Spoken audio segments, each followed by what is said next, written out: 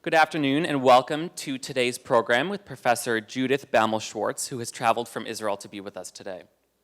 I'm Ari Goldstein, Manager of Special Projects at the Museum of Jewish Heritage, a living memorial to the Holocaust. We're here today to talk about Auschwitz, which was the largest in a vast network of Nazi concentration, labor, and extermination camps, and the subject of the groundbreaking exhibition Auschwitz, Not Long Ago, Not Far Away, which is on view at the museum through August 2020. The scholar Michael Berenbaum has beautifully said that Auschwitz is, quote, was, quote, a place where everything has been taken away, where everything and everyone has been lost. Home and family, mother and father, brothers and sisters, sons and daughters, everything one owned, everyone one loved. All freedoms were lost, he continues, except for the freedom to affirm the human spirit, except for the freedom not to consent, not to give in. It is these intimate, essential freedoms, the claiming of which we think of as spiritual resistance, to which today's program is dedicated, and about which Professor Baumel-Schwartz will lecture. Professor Baumel-Schwartz is with us today wearing a few different hats. Personally, she is the daughter of Holocaust survivors, and the extraordinary artifacts to your left, about which she will tell us, are from her family. Professionally, she is an acclaimed Holocaust scholar and the director of the Arnold and Leona Finkler Institute of Holocaust Research at Bar-Ilan University in Israel. She is also a good friend of the museum and spoke with us very powerfully in September, so we're glad to have her back. We're deeply grateful that Professor Baumel-Schwartz is with us today to share the stories of spiritual resistance at Auschwitz that have shaped her family, animated our exhibition, and inspired people around the world. Without further ado. Thank you very much. I feel terrible sitting, but I broke my toe on Friday, so I'm a little bit stuck. I'll get up so I can see you all. Hi. And when it starts hurting again, I'm going to go and sit down again, so you'll forgive me. I'm going to try this because I really would like to see you. I'm amazed that so many people actually came to hear me speak, and I'm thrilled that you're here and grateful that you're here. Friends, family, people who are interested in the topic, so I thank you all for coming. And I'd like to start with a story. Professor Yehuda Bauer, our most famous Holocaust scholar in Israel, has always said to us, to be a good historian, you have to tell a good story. So we're going to start with a story. The story takes place on Hanukkah in Auschwitz, what's known as Auschwitz III, or Auschwitz Monowitz, has another name, Auschwitz Buna, which is how I'm going to refer to it, December 3rd, 1941. A young man by the name of Bernard, or in Yiddish, Baruch Merzel, was deported to Auschwitz just a month before. He came from Antwerp. He was a youth group leader, 22 years old, very religious. His father was the chief shochet, the chief slaughterer of one of the Jewish communities in Antwerp. He had started working a little bit in diamonds, and he was mostly a youth group leader. He had a bunch of young men who were 16, 17 years old, that he was their counselor. And when they were deported, he didn't have to be, but he went with his boys. And he gets to Auschwitz, and now it's a month afterwards, and he's in Hanukkah, and the world is falling apart for him. He kept a diary in his head, as he used to like to tell me. And after the war, he wrote it down, and it was made into a book about 20 years ago. So I've translated something that he wrote there. I'm going to quote from it.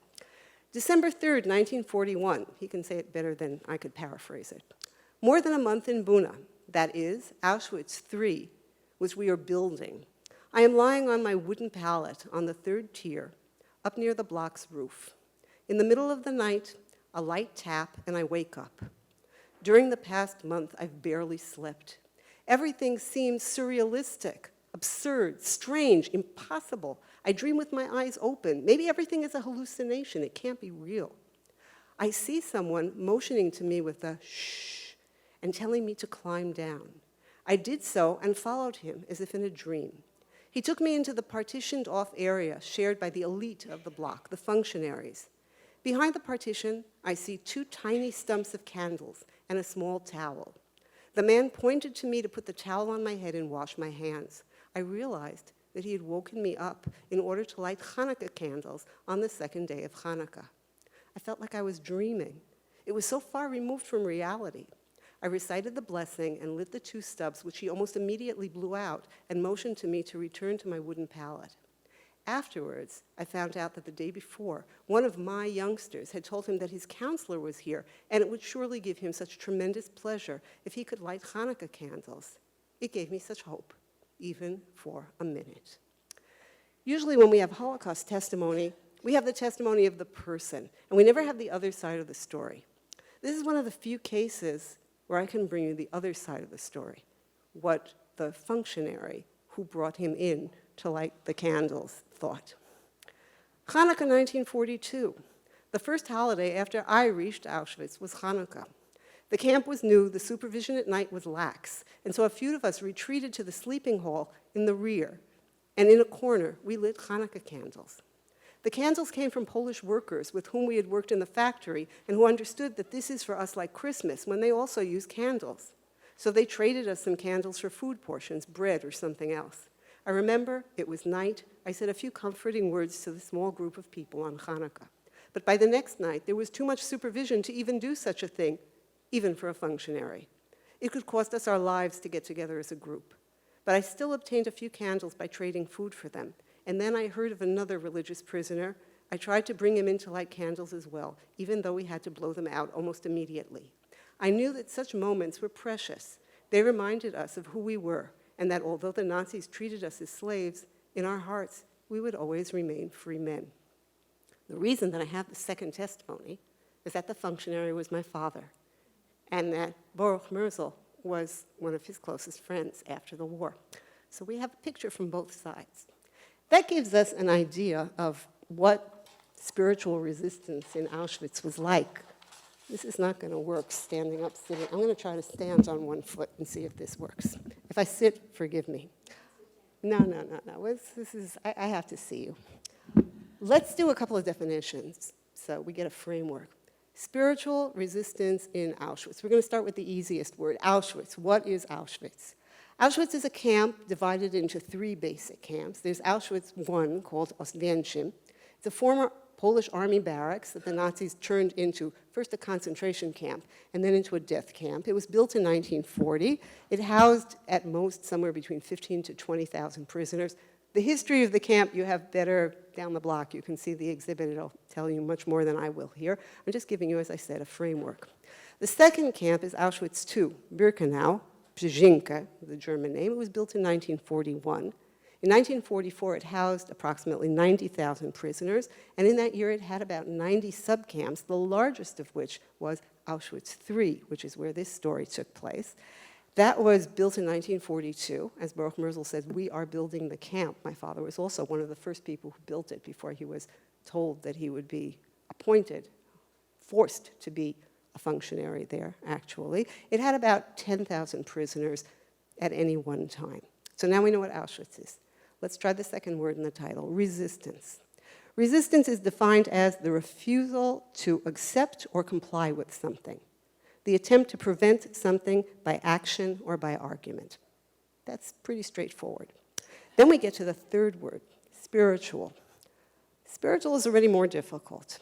If we're going to take a straight definition, then out of the dictionary, it's relating to religious or religion or religious beliefs, relating to or affecting the human spirit or soul, as opposed to material or physical things.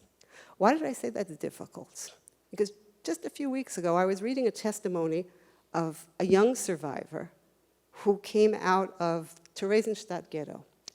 And she writes there, we talk about spiritual resistance. What is spiritual? Spiritual resistance can be having a concert, except there's a problem. My mother was dying on her pallet, while 3 minutes walk away, other prisoners were having a concert. They were being spiritually raised as she was dying. So it wasn't spiritual resistance for her, that's for sure. I therefore would prefer today to talk about the religious definition, not the cultural definition, because spiritual resistance can also be maintaining a school, and it can be having a concert, and it can be holding a play, and I'm not taking away anything from that definition. That is indeed a definition of spiritual resistance. Here I'm really limiting myself to religious spiritual resistance in Auschwitz. But it's not limiting because it's something that affects many people in Auschwitz of all religions, and we're going to be speaking about all of that. Let's talk about how we're going to divide up this tremendous, tremendous amount of stories and material that we have. Somebody once described very well how we cut up blocks of time. Life, they said, progresses simultaneously on two tracks. One is the linear, when something starts, and when something ends. Think of it as a pole, something that doesn't move. And the second is the spiral that goes around it. Those are the years. So you've got from when somebody comes into the camp until either he or she dies or is liberated. And you have the cycle of the year, starting with the cycle of the day. After that, the cycle of the week. After that, the cycle of the year. And if they survive more than a year, the cycle of the years. So we're going to start with the linear side of it and the things that affected people on a daily basis. What affects people who are looking for spiritual belonging or spiritual comfort on the most frequent scale? Prayer. Prayer is something that happens every single day for a believing person. And if you're going to do it ritualized, and if you're talking about Jews, then you're talking about praying 3 times a day. This was the first thing that a prisoner, a Jewish prisoner, a prisoner who was a believing person, who came into a concentration or an extermination camp, be it Auschwitz or be it any other camp, this was the first thing that happened to them. They looked up and they said, oh, it's time for the morning prayer, afternoon prayer, evening prayer, and then what happens? My father was incarcerated in the Nazi camp of Buchenwald in 1939. He spent the entire period of World War II in Nazi camps. He used to say to me, don't ever ask me about a ghetto. I don't know what it was. I was never there. I was in Buchenwald and in Auschwitz and in Buchenwald from the first day of the war to the last day of the war. And I once asked him about prayer, and he told me the following story. I'm quoting from a book I wrote about him. We arrived in a big hall where we were received by an officer of the SS who greeted us by saying, you should know that this is your last station. From here, no one will come out alive. The best thing that you can do is to hang yourself now. We gave up all our clothes and all of our possessions, which for me included my tallis and tefillin. We got concentration camp prisoners' clothing, and we were sent to various blocks. As the hour was already late in the day, I was staying at the place which was assigned to me near the window, and I began davening mincha, praying the afternoon prayer. The supervising Stubendienst came up to me and immediately gave me a hearty slap in the face and threw up my cap and said, one of the first things you should know, you're not in a synagogue, and forget all about this nonsense. And yet, despite the fact that this was the reception that they got, people continued to pray. Jews continued to pray. When they could pray in a group, of course, if they would be caught, it would be their lives, they did it. We have stories of the Nazi group, meaning Jews that were forced by the Nazis to take care of the almost dead bodies, burning the bodies in Auschwitz. They were known as the Sonderkommando, the Special Commando. And one of the people in the Sonderkommando wrote secret notes which were buried and that were found after the war, in which he writes, every day, at the end of the day, we get together and we say Kaddish for all the victims that we had to take care of, that we were forced to care for today. All the people that we were forced to burn, at least we knew that they would say Kaddish. People would give a week's worth of food if they heard that somebody had a small siddur, a small prayer book, and they would be able to use it. Sometimes other prisoners, of course, took advantage. Non-Jewish prisoners who could bring it into the camp took advantage of it, and 10 days worth of bread. You know what it is? 10 days worth of bread, not to have a siddur, to use it, to be able to use it for one prayer. And there were people who did it. It was that important to them. My father told the story that I once asked him, what about religious artifacts? And he said, somebody in Auschwitz had half a pair of tefillin. It's called a pair because you put one part on your head and another part on your arm. And he said there was half a pair of tefillin, and people would give up food rations in order to be able to go for 5 minutes. They would have to walk to where it was. They would end up not being able to eat their morning whatever piece of bread because they wouldn't be there when it was handed out, in order to fulfill the commandment of putting that tefillin on their arm or on their head. This is how much it meant to people. Not only was there prayer, but there are prayer objects. One of the things that, let's see if I can get this to work. Can I get this to work? Okay, we'll start with this. What we see here is known as a talit katan, in Yiddish, a talis kuten. It's a small talis. It is a garment that religious Jewish men wear every day under their clothing. You can see it has 4 fringes, and those fringes are like the fringes of a talis. This specific one is the talis kuten that my great-grandfather, the grandfather and great-grandfather and great-great-grandfather of some of the people in the audience, Nachman Enzenberg, was wearing when he was pulled out of his house in Miava, in the Bukovina, and he was sent to the area known as Transnistria. He was deported to there with his family. They didn't give him time to take anything from the house. That was the only religious object that he had on him. As far as I've been able to check, he didn't have talis and tefillin. They wouldn't let him go back into the house. They wouldn't even let him take a coat, and that's the other thing that you see. This was a floor rug that was on the entrance to the house, and when they said they wouldn't let him go in to get anything, he picked it up, he wrapped it around his shoulders to keep warm. And I've heard stories that because he didn't have a talis, he would specifically make sure that when he would pray, when he would daven in the morning, as if a memory, he had his talis kuten, and he would put that around him while he was davening. That's how important. This is what is called the biography of objects. You look at it, and it's a falling apart floor rug, but it has such a tremendous story. Objects belong to people. Objects become living objects from inanimate objects.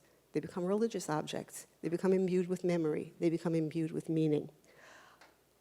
Besides your daily prayer, you have special blessings that you're supposed to make on various occasions. One of them, for example, is called in Hebrew, Birkat HaGomel, in Yiddish, to bench goimel. It means that when you've gone through a life-threatening situation, there's a special prayer that you say that you thank God for having delivered you from that. And here's a story, again, that my father told me.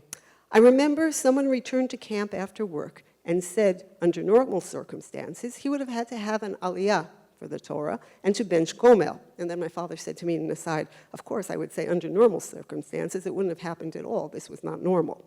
But what happened? One of the very heavy barriers of construction fell a hairbreadth from his head, and it broke to pieces. But here, what could we do? So I said, let's call together a minyan. And he said, okay. And he said the prayer of deliverance. He benched gomel, and everybody answered, amen, amen. These little things give people a sense of, you can take away who I am, you can take away my name, you can give me a number in Auschwitz, but I'm not going to be that number, I'm going to be a human being. Now, this isn't part of the talk, but it's something that I really have to explain to all of us, because it took me time to understand that I grew up with all this stuff. This I knew from age zilch. I grew up with, I always said to my father, you were lucky, you had a world before Hitler. I grew up from day one with this. And I once said to him, how in the world did you survive 5.5 years? And he said to me, we didn't know it was going to be 5.5 years. Every single day we thought tomorrow will be the deliverance. And then the question is, I said, how did you keep all these things? And you're going to hear about it as the talk goes on. Why? How? And he said, because when you look at it, you know the end. And you said it was crazy, and therefore give up everything, just survive. We didn't know, and maybe that was good. He said, because then we tried to maintain as much as we could of what we used to be in order to remain human beings. Part of it, of remaining human beings, is Jewish learning. In other words, the commandment to learn Torah. What do you do when you don't have one? You have to know it by heart. It took me years to understand why, as a little girl, I would come home from school, and my father would say to me, what did you learn today? And I would tell him, and he would say, and do you know it by heart? And I would say, Daddy, no, why? And he would make me sit down and learn absolutely everything by heart. I'm one of the few people sitting here today that I'm sure I can recite the Yom Kippur prayers from beginning to end without a sitter, still, because he said to me, you never know when you're not going to have a sitter. You have to know everything by heart. So what people would do those people who knew things by heart. They would be working on a work commando, and they would be reciting arguments from the Talmud and discussing it with each other if they had another religious workmate in order to just be someplace else. And again, I see time goes, so we're going to hear about that a little bit more later. Something else that affects you on the daily basis of the linear, kashrut. Religious Jews have dietary limitations, so what do they do about that? Again, I quote from my father, who he said for the first 3 or 4 months when he was in concentration camp, he didn't eat the food. He would eat the bread, and that was it. Until one day he fainted at work. Now, my father never worked as a rabbi, but he was a rabbi.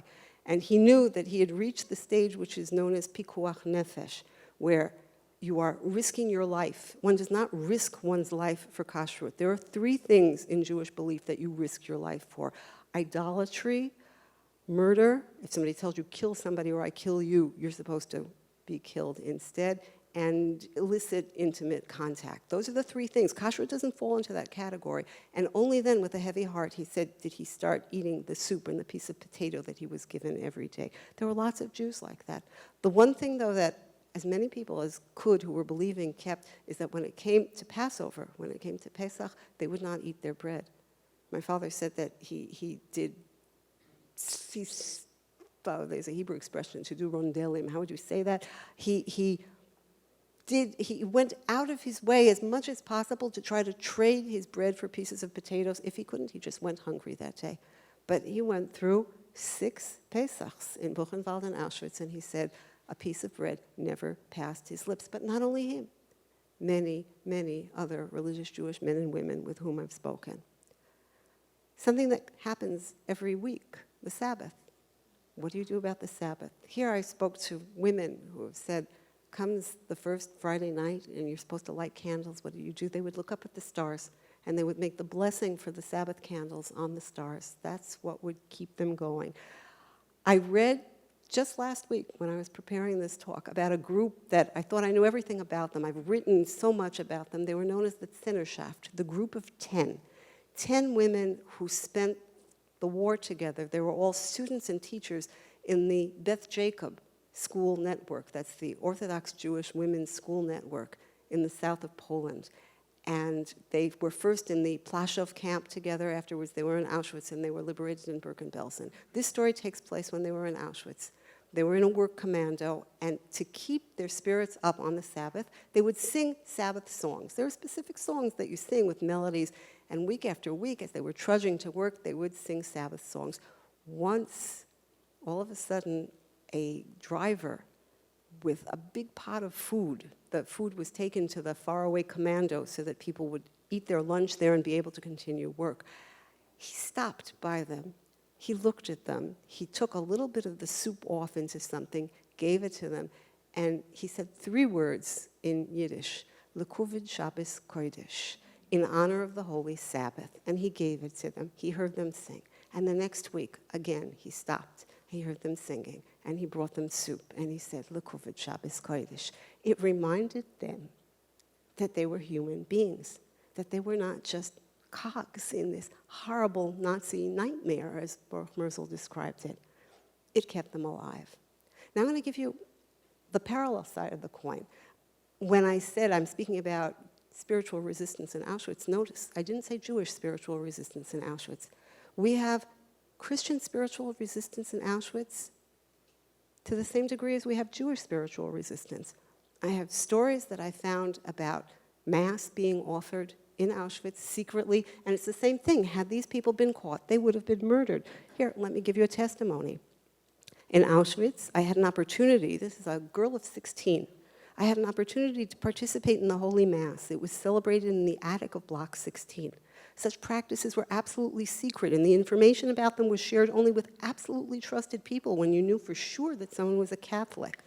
Another woman writes, I remember that once I received the communion during my stay in Block 11. I don't remember precisely when it was. We received the hosts. I have no idea how they got hosts in Auschwitz from one of the functionaries of Block 11. I remember that I stood by the door and I was the one who received from him an envelope with the hosts. It turns out that the Catholic Church in the nearby town of Oswiecim, the priest there risked his life in order to smuggle hosts into Auschwitz so that Catholic prisoners could have Mass. I recall the figure of an inmate, a Polish priest who held certain religious practices in the Monowitz Buna camp. That's the one that my father and Baruch Merzel were in. He listened to the inmates' confessions. He distributed communion. He was a man of about 40 years old. He was caught. He was killed. Various groups all felt the same need to do something to strengthen themselves spiritually so that they would remember that they were human beings. Let's stop for a second with the stories, and I always say to my students, okay, I've told you a lot of stories, let's put them into a framework, let's analyze it a little bit. Sociologist Edward Shills wrote a fabulous article about 50 years ago, and it's called Ritual and Crisis. And in it, he asks the question, why do people keep religious ritual of any kind if they're in a crisis situation? If you're in a crisis situation, you throw up your hands and you say, forget it, this isn't normal, let's just survive. But yet people keep to religious ritual. He came up with 4 reasons. He said, ritual and religious ritual is a common response to danger. It's a pattern of symbolic action that it renews your contract with the sacred. It renews your contact with what you believe is correct. Everything around you is wrong. You are doing something right. And most of all, people who are believing people of all kinds believe that religious ritual is a protection against destructive and immoral forces because it sanctifies the participant. Ask anybody who participated in a religious ritual, not only in Auschwitz, but under the Nazis, a secret religious ritual for which they were sacrificing their lives possibly, and they will tell you how true it is. It sanctified them. It made them feel that they were doing something that was so right.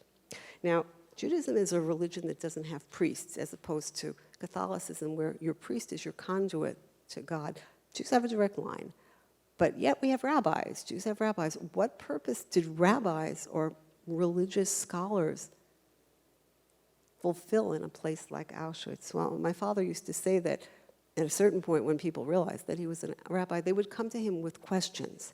And they would ask him, what does one do under this situation or that situation? And at the beginning, he tried not to answer, and he would say, you do what you think is right.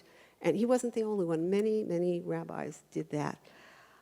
One of the most stark stories that we have took place in Auschwitz. It took place in 1944, and the rabbi involved was a rabbi by the name of Rabbi Tzvi Hirsch Meislish. A group of 2,000 young men, boys, more likely. One second, I gotta sit down with this foot. They were rounded up, and the idea was that we only want young men who can work, and young men who can work have to be of a certain height, and they set a bar. And they had all the boys go under the bar. If their head touched the bar, they lived. If not, they died. And boys described it. They put rocks in their shoes. They went on tiptoe, everything. There were still 2,000 boys who were caught, and they were put into a closed area. This was Rosh Hashanah, 1944, and they knew they were going to death. One of them had a father, and the father went to Rabbi Tzvi Hirsch Meislish, and he said, I have the possibility of ransoming my son. My son was taken. I have enough bread put away that I can save him. I can take him out, but I know that it means that the Nazi guards are going to go, and they're just going to go and kidnap some other boy, because the number is set. It's got to be 2,000. Am I permitted to ransom him when I know that another boy is going to be killed? Rabbi Meislish wrote about it in his book, and he said, I debated. I said, do what you think is right.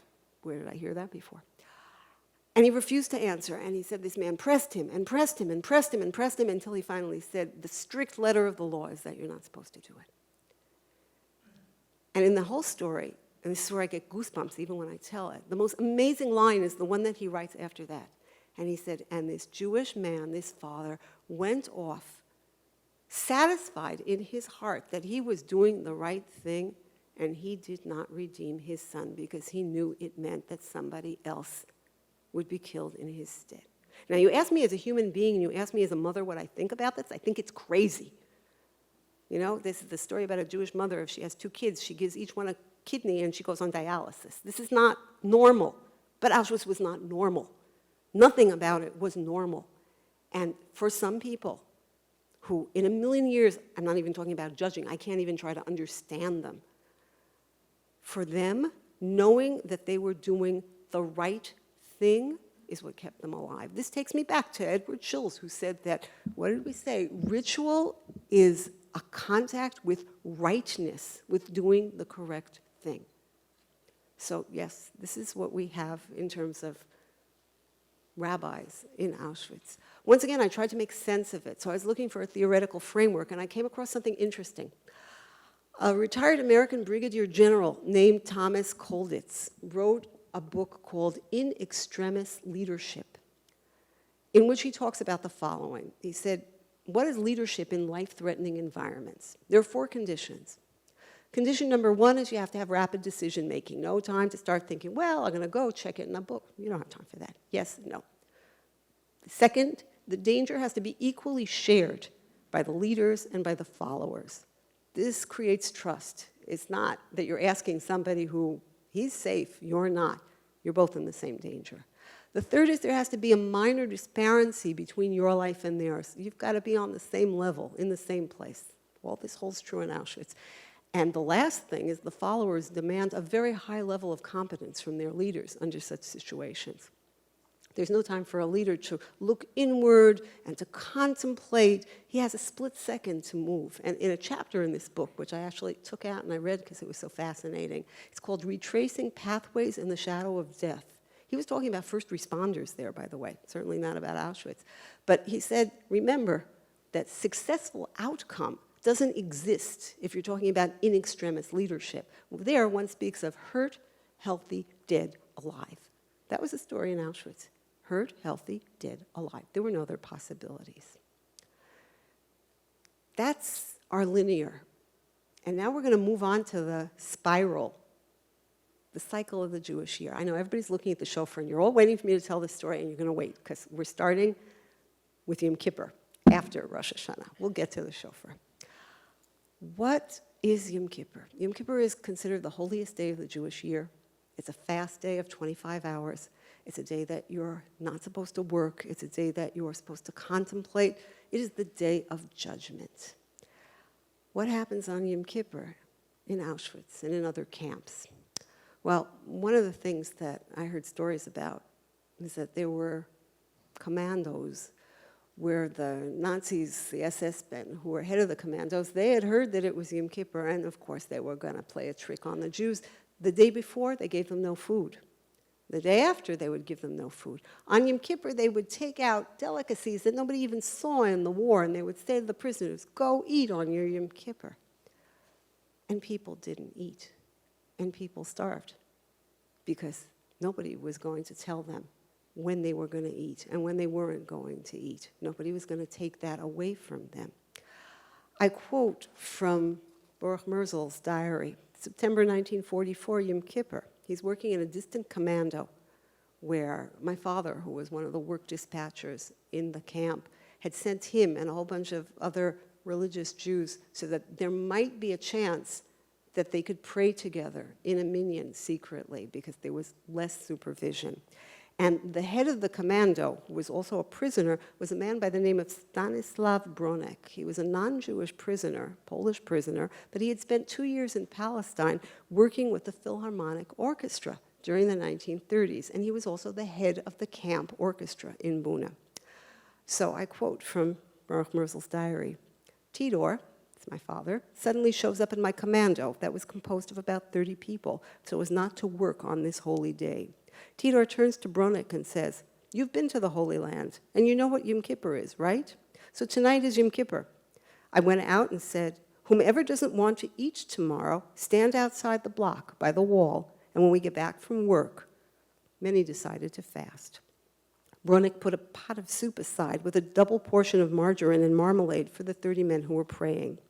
I led the services, and to raise our spirits, Bronek decided that he would take an accordion that he had been playing, and he would accompany us. He first started by playing Kol Nidre, and then he ended up by playing Maoz Tzur, which is a Hanukkah song. But because he was the head of the camp orchestra, he could play anything without it being suspicious. And therefore, we davened Kol Nidre to the tune of Maoz Tzur in 1944. Incredible, unbelievable. And they fasted, and they worked. And one of the things I asked friend of mine, whose 95-year-old mother was also an Auschwitz survivor, And I said, I'm giving a talk in New York. Tell me religious things. So she said, okay, I'll tell you 3 things. I was never Machal Shabbos. I never desecrated the Sabbath the whole time that I was in Auschwitz. I managed to find work. I never ate on Yom Kippur. Those were the 2 things that she remembered, and she said, that kept me a human being. The cycle of the Jewish year. What comes after Yom Kippur? The holiday of Sukkot, Tabernacles. That's when you're supposed to go into a little booth and you have special prayers that you say, and it reminds you of the journey of the Israelites when they left Egypt. Sukkot, 1944, again from the Diary of Baruch Merzel. The sleeping pallets were built as 3-tier wooden structures, and once in a while we would have to take them outside to clean them. That year it happened during Sukkot. I stopped, I looked at the upper planks, and I had an idea. I moved them to leave room between them, took out a few blankets, tied them around the sides, and called a few friends from nearby saying, quick, come into the sukkah, say the blessing.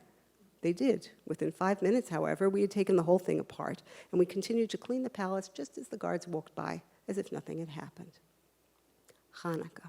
You've already heard about Hanukkah. I'll tell you another story, one that didn't take place in Auschwitz, but it took place in Buchenwald in 1939, right after the war had begun. This is a story I have from my father. A bunch of young boys came to him. He was already an older prisoner. He was in his late 30s, and he had taken care of them. And they said to him, it's going to be Hanukkah. We've got to do something. We have to remember.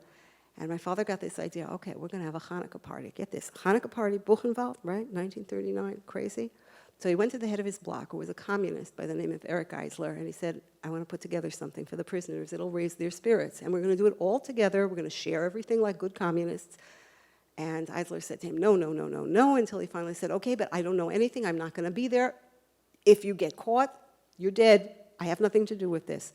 And then my father told me the following. We set up guards all around to give us a warning if anyone from the SS should enter the area.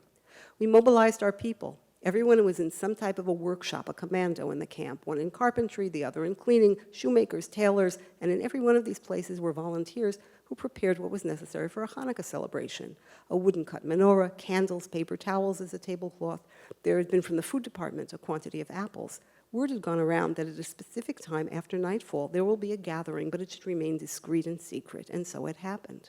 The hall had been filled to the top, and people were climbing on each other and through the window to get in.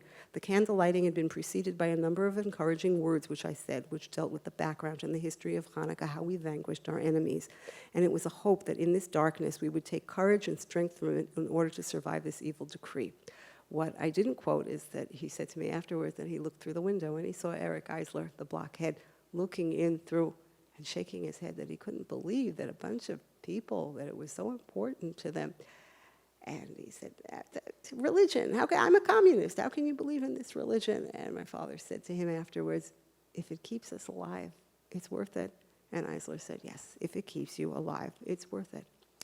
The next holiday on the scale of the year, Purim, the holiday of deliverance from the evil decrees of Haman in Persia. Baruch Merzel, Purim, 1944. I'm in the infirmary. What does a person think about? First of all, what his mother used to cook and bake, how his father would receive mishloach manot, those are food portions that people send to each other as presents on Purim, from half the city in Antwerp, and we would distribute them among the poor. Lying there, I thought, I am in the deepest of hell, forgotten by everyone, alone, with no contact with anyone who cares about me, nor by my family, not even with people from my city. Everyone around me is a number. I don't even know the names of most of the people around me, and the only thing I can learn from a person's number is his seniority in the camp and the place where his transport came from. I lie there and think and dream, and suddenly I hear the door open and someone calls out, is 72,700 there? The head of the block in the infirmary answers in the affirmative, and the man says, I am coming from the chief work dispatcher. I see a very young man, about 17, a Romanian, climbing up to my pallet, and in his hand I see a jar with something that looks like jam and a slice of bread. He turns to me and says, your friend Tydor sends you lishloach manot. That's what he said. He obviously learned the words by heart until he could halfway say them. I was in shock. With tears in my eyes, I told him, tell Tydor thank you. The young man left, and I remained alone with the jar and the slice of bread. There was little emotion left in Auschwitz, and yet I still felt something. 2 years in the camp. How could it be that someone on this planet actually remembered me? It's impossible to describe what it does to you when you are at the ends of hell and someone thinks about you.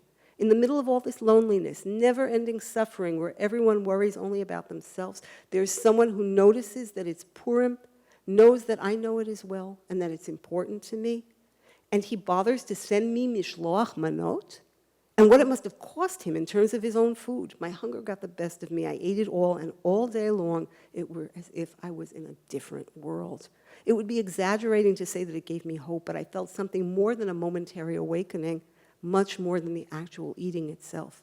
I knew that one should not give up hope, that one is not alone, and that if the Almighty wants to show him so, he has many ways and many messengers to help him with this task.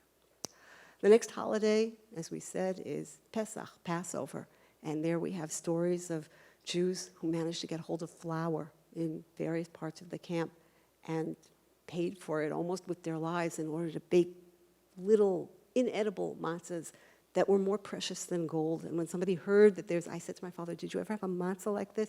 And he said, no, only at the end in 1945, the last Pesach in Buchenwald, then we managed to bake matzahs, little, tiny, inedible black matzahs. That was the first time in 5 years that he had a piece of matzah. And that, my friends, brings us to the next big holiday, because the one that's in the middle, Shavuot, this Pentecost, there's nothing really special except eating dairy products. That didn't really take there. Story of the shofar, because we're back to Rosh Hashanah. So for those of you who maybe heard the story and want to hear it again, or those who don't know, the shofar that we have here is a very incredible religious object. It's a shofar from Auschwitz. It's a shofar that my father had the most incredible privilege of bringing out of Auschwitz, although I'm not really sure what he thought of it at the time. In 1944, we've already heard about Yom Kippur. He had sent all of his friends, including Baruch Merzel, to this distant commando on Rosh Hashanah in the hope that they would be able to pray together. And they came back, and Baruch came to him and said, Chasul, you won't believe this. Somebody had a shofar. They blew shofar. And my father asked who it was, and they told him. And he went to that person, and he said, please, I hear you have a shofar. Can you give it to me for a minute, so that this was already almost evening, so that I could blow shofar, so that I can have the mitzvah? And this prisoner was very scared. My father never repeated a word twice. He always used to say that our sages used the expression, be very, very humble, and he's very, very, only when something is tremendously important. And when he said to me about this prisoner, he said he must have been very, very scared. Fast forward 4 months. January 1945, the death march, prisoners, 65,000 prisoners are leaving Auschwitz, including the 10,000 from Buna. And as they're about to leave, an emaciated prisoner in rags comes over to my father and thrusts this little bundle into his hands and says, here it is. This is the shofar. Take it. You're strong. You'll be able to make it on this march. I'm going to die here. I'm not going to make it out. Take this shofar out and tell them that we blew shofar in Auschwitz. 5 minutes later, my father, with 10,000 other prisoners, left the camp in rags, in the snow, in January, walking for 24 hours, people with illnesses, with broken bones. You know, and I complained to somebody about my foot that I had broken on Friday, and a friend of mine from Bar-Ilan University, whose father was also in Buna, wrote me something that I said, this was the first time that I smiled since I got out of emergency. He said, you have a doctor, you have a chair, you have ice. Don't complain. If this would have happened to either of our fathers, they wouldn't have been able to make it to the morning appel. They would have been shot. So just go on and give your talk. And I said, yep, exactly. So my father and Baruch Merzel and 10,000 other people walked for 24 hours in the snow. My father was carrying the shofar, and he managed to keep it with him after he was sent to the concentration camp of Buchenwald, where he was liberated. And he kept it with him when he founded Kibbutz Buchenwald. That was the first pioneering kibbutz of post-war survivors after the war. And he had the privilege of bringing the first group of Kibbutz Buchenwald survivors to the land of Israel at the time, pre-state Israel, Palestine, in September 1945. They reached there on the second day of Rosh Hashanah, and on the first and the second day of Rosh Hashanah, he blew this shofar for the first time for the survivors of Buchenwald, of Auschwitz, and of many other camps. And for many, many years, he had it with him, actually, kept it with him until he died, all of his odysseys. I inherited it afterwards. And I used to ask him about it, and he would say, oh yeah, it's from there. And when I became a Holocaust researcher, I said, Daddy, tell me more. And that's when he told me the story.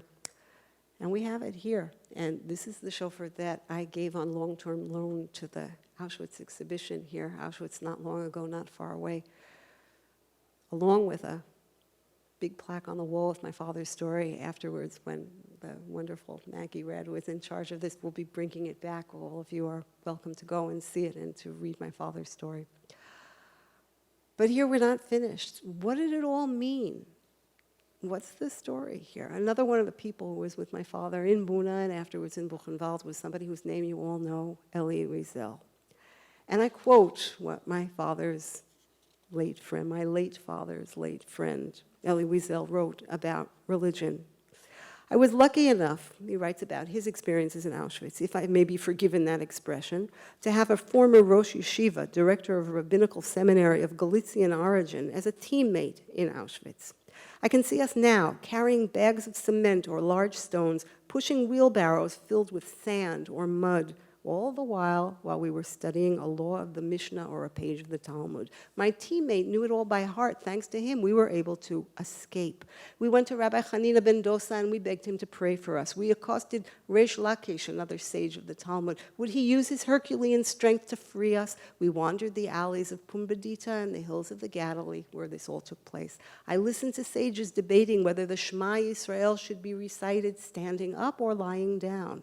In the morning, my father and I would rise before the general wake-up call and go to a nearby block where someone had traded a dozen rations of bread for a pair of tefillin.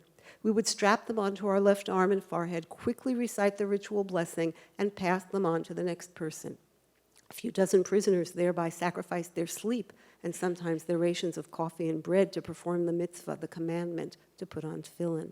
Yes, we practiced religion even in a death camp. I said my prayers every single day. On Saturday, I hummed my Sabbath songs at work, in part, no doubt, to please my father, to show him that I was determined to remain a Jew even in this accursed kingdom.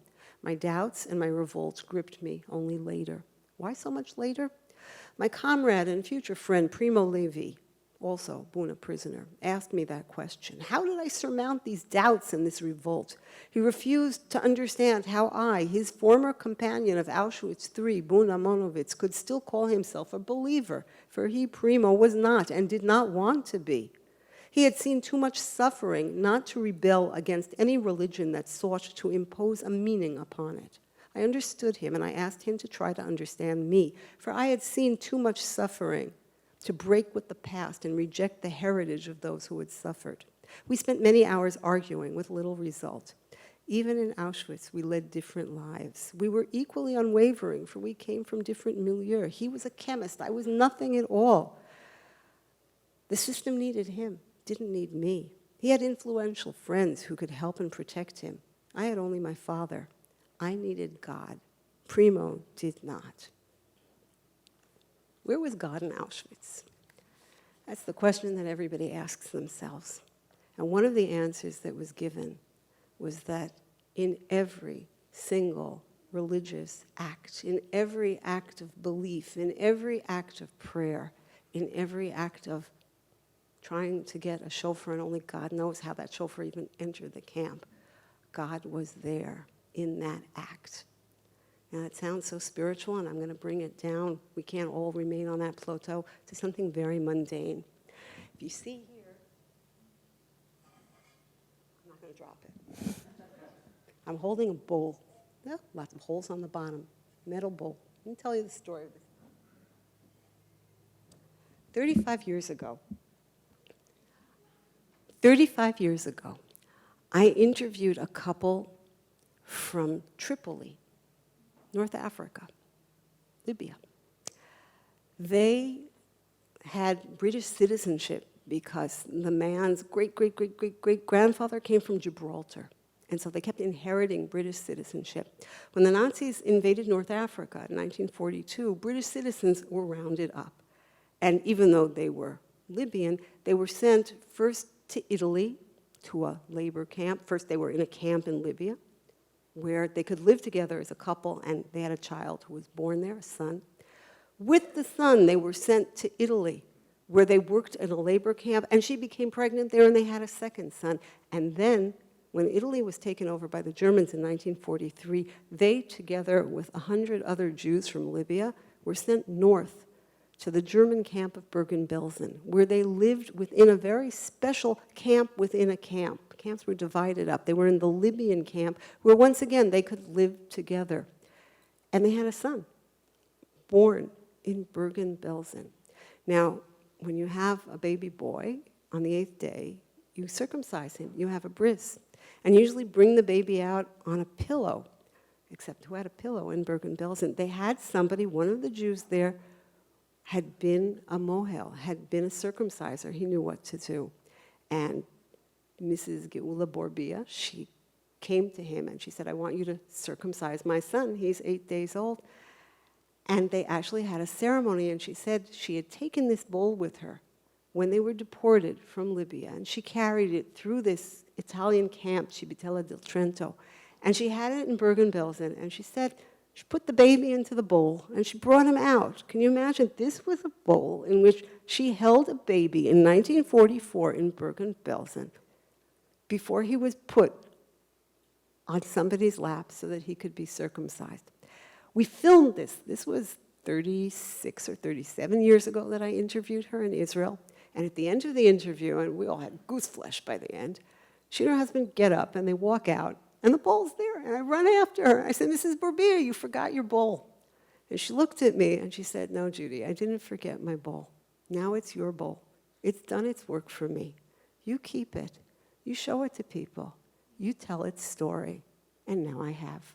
Thank you very much.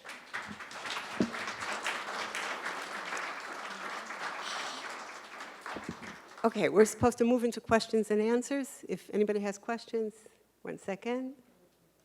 We have a moderator to do this, not me. Sorry. Yes. Just a moment. Forgive me while I take a little water. Hello. Good afternoon.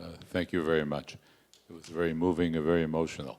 If everybody can identify themselves, that would be great. I just want to make one comment. I could understand all the rituals being done. I mean, difficult to understand, but I could imagine, in my wild imaginations, being done in the camps and in the ghettos.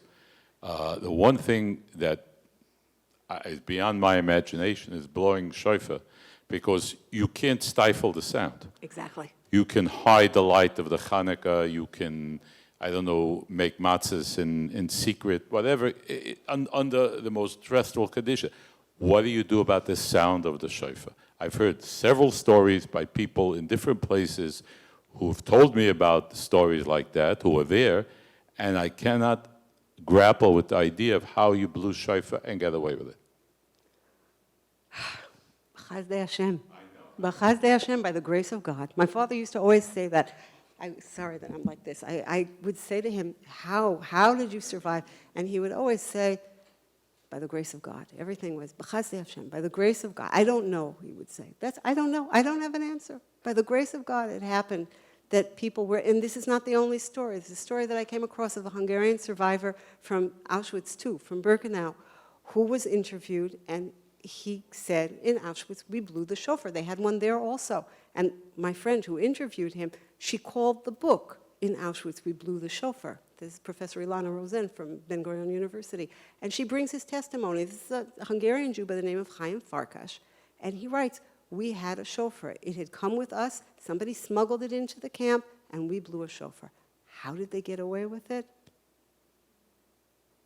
I tell the stories. I can't give that kind of answer. Other questions, please.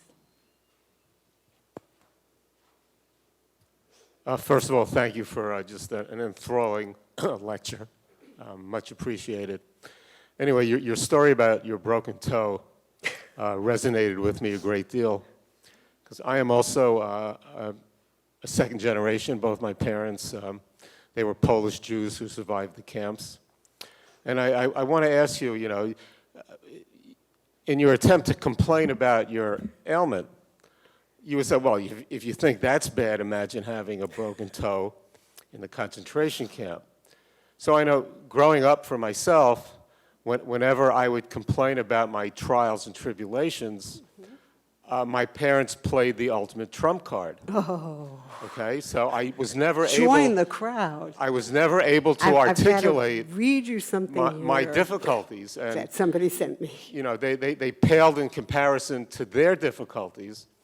So I need to know, you know, at some level, do you harbor any? And the resentment might be too strong of a word, but has it bothered you through the years that as second generation you could never articulate things that bothered you because they paled in comparison to what your parents went through? Oh, I'm smiling only because first I'm going to read you third generation. When I told one of my daughters who's still in Israel what happened, she writes me, "How are you? Heard you hurt your foot. Feel better. Hope it's not fractured." At the time we didn't know.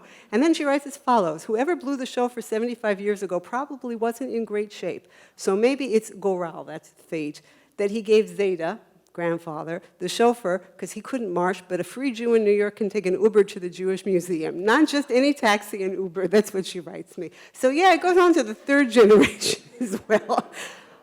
You are, as we say in Hebrew, barging through an open door, because one of the projects that I have in the institute that I had, the Finkler Institute of Holocaust Research at Bar-Ilan University, is called Researchers Remember. And it's a second generation group who decided on a profession that has to do with research. And one of the things that we discuss is exactly that. And this morning I was going back and forth with members of the group telling them what happened to me. And without exception, one said to me, "Stop complaining." And the other one wrote to me, "Be grateful nobody's yelling at you, Schnell." And this is, listen, we're all a little crazy. Our parents were normal, but we're a little bit nuts. But it's a good kind of nuts. It's important to remember proportions. It wasn't that I couldn't complain. And sure, I heard the same thing. I have a brother and sister who went through the Holocaust. And when I was a kid, it was when your brother and sister were your age, they, 3 dots, and I could never complain. Did I feel that this made, that it disenfranchised me? Just the opposite. At least for me, it gave me tremendous pride in that I come from, what did one of my cousins write to me this morning? "You come from strong stock." I don't know. I think that it is an honor and a privilege to be alive. Because if Hitler would have done what he wanted to do, I wouldn't be here. And neither would a lot of other people in this room, right? So, yeah, I'm complaining. My foot hurts. It hurts a heck of a lot right now. I shouldn't have stood at all. But it was worth it in order to be able to see all of you who didn't give me honor, because I'm nothing. I'm the descendant of the man who brought that chauffeur out. I'm the person who had the privilege to speak to the Bourbiers. I am the vessel that brings their story to you. And if that's one of my purposes, it's worth everything. Any more questions? I have a question about how the Talit Katan and the shofar, how did they manage to hold on to them? Because I've read a lot of memoirs that say when they took people to a different camp, they would be disinfected, they weren't allowed to keep anything. This wasn't in a camp. This was Okay. this was in a ghetto. And when my great-grandfather died, it went to his family, some of which are sitting here, and who, maybe, Martha, do you remember what happened? You were there. This is my cousin who was there at the time. This belonged to my grandfather. I was in the room with him when he died. This is something that he grabbed as they were walking out of the house. My mother was carrying me in her arms. Had this been his coat, he would have been wearing it. On the day he died, they had to actually cut his hair from the wall because it was a leaking. He had frozen to the wall. All in. This was in Transnistria, in Mogilev, in Transnistria, and they had to cut his hair because he actually froze to the wall. It was that cold, and that's what he had to keep himself warm. But how did your father manage to sort of physically hold on to that? He had it in his bundle of rags, and he marched with it. That's all. His bundle of rags when he was in Auschwitz, he marched with it out of Auschwitz, and he managed to hide it in his bundle of rags. He said that his luck, as he used to say, the mazel, the luck, was that in Buchenwald there was such a mess, there was no administration, that nobody checked your belongings anymore. He said there was also no organized work, otherwise there was no way he could keep it. But because it was the end of the war, he managed to keep it. That was the only reason. Think, and this is incredible stories of incredible people. Any other questions? So Yitzhak Arad, in his book on the Operation Reinhardt death camps, Oh, I know what you're going to say. has a chapter on religion, and he says that people who came in religious, came out religious, people who came in irreligious, came out irreligious, people did not change. Is that a statement that you would agree with? It's a good question. I thought you were going to say something else. One of the things that Tolka, the Yitzhak Arad, writes is people that Yitzhak Arad, the former director general of Yad Vashem, wrote in his book on the Reinhardt operation that people who came into the war, into camp religious, came out religious, and people who weren't remained irreligious. I don't know. I can tell you that I know a lot of people who lost their faith, and I know a couple of people who gained faith and who came out religious, who came from totally irreligious families. Also, so go define religion. Is it the minutiae of how much you keep? Is it believing that there is or is not a creator of the world? And if so, where was he during those years? He was in Florida without a transistor. He didn't know what happened. I don't have any answers to that. I haven't taken a poll. I have asked religious survivors, how did you stay a believing person? And I think that the most honest answer I got from someone who said, and if I would have given up my belief, I would have had nothing. I would have had nothing if I would have given up my belief. So I think that there were a lot of people who lost their belief, and there were some people who gained belief. I don't think that what he wrote was precise. Any other questions?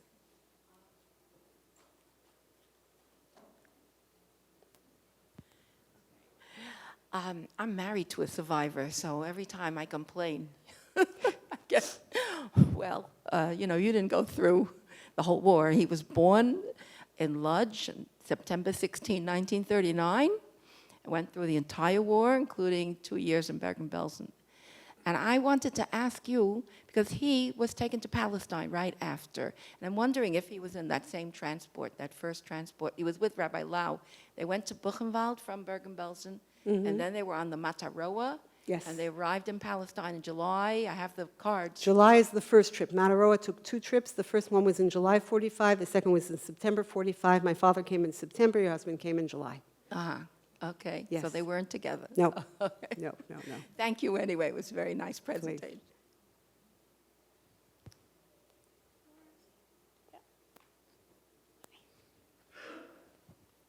I want to thank you for a really beautiful and touching talk and inspiring as well.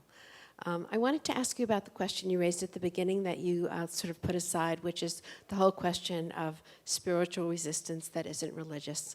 How do you deal with that? Because I don't want to exclude it entirely from the notion of resistance. You're 100% correct. Spiritual resistance, by definition, is anything that raises somebody's spirits under such a situation of what we would call in extremis situations.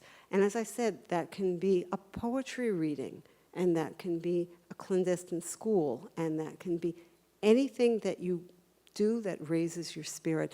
There were so many examples like that. And I chose to focus on religious resistance as spiritual resistance because the question of, after I read that testimony of the young woman from Theresienstadt, where she said other people were listening to a concert while my mother was dying, and how could they be singing while my mother is dying?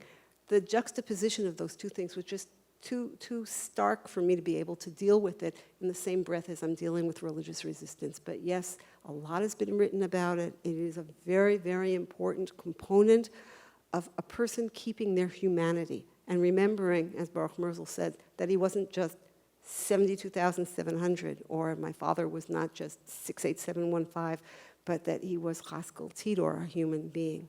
And anything that you did that kept you believing that you were a human being under such circumstances, that is spiritual resistance, and it is all incredibly admirable.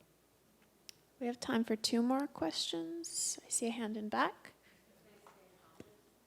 Sure. I want to say thank you so much for coming today. And it's interesting that I was speaking to a bunch of students. We were talking about Number of the Stars and just talking about even going through the numbers with them and how unbelievable it is. And even last year, when I was in Israel at Yad Vashem and saying that the last survivors will not be here in a couple of years, and then how do we tell these stories? How do we make them believable?